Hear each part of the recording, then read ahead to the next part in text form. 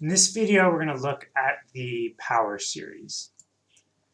And so the power series is another kind of series that involves an extra variable, in this case, the variable x.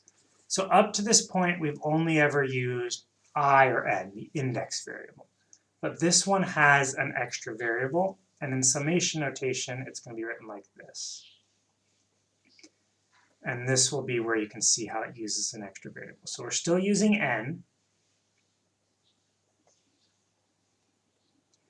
and we're going to use it like so. Actually, let me write it the full way out so that we don't have to backtrack in a minute.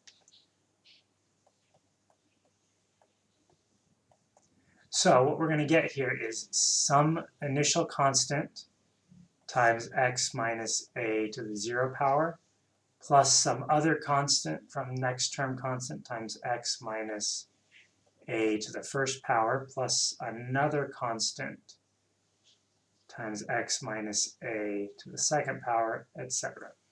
So you'll see that we've got x in here, whereas in all the other series that we've done so far, at this point where we've written out the series, they're all like defined values, like the n takes on those values, right? We no longer have n's because the summation plugs in n values. But in a power series, we end up with this extra x variable. And it always has to be this same pattern of x minus a to the n power times, the coefficient. So c is a constant, and it's often a function of n. So in other words, it's going to somehow be related to whatever index we're on, but it doesn't have to. And x is a variable that can take on any value, meaning it's not defined. C's, they're all constants, but x is still a variable. So in other words, the sum, or the sum of this series is a new function of x. And that's where it gets unique. So a power series is said to be centered around a if it takes that form we had expressed earlier.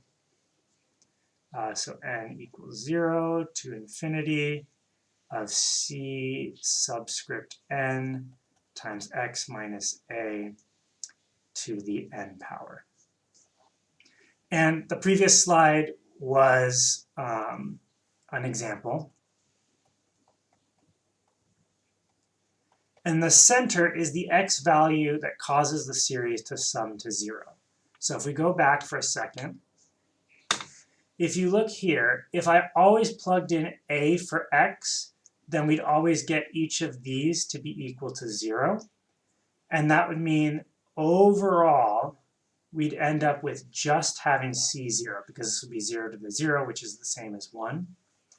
So this is what causes it not to sum to 0. That's an incorrect statement. Let me fix that to c0, whatever that initial coefficient is. Because again, if I plug in a, that a value, then a minus a is 0, and I just have c to the n times a bunch of zeros for every higher order term. And so I'm left with just c0. This will make a lot more sense when we talk about Taylor series and Maclaurin series, which are the main power series we're going to look at. And that will tell you why we care about these, but I want to introduce the idea now.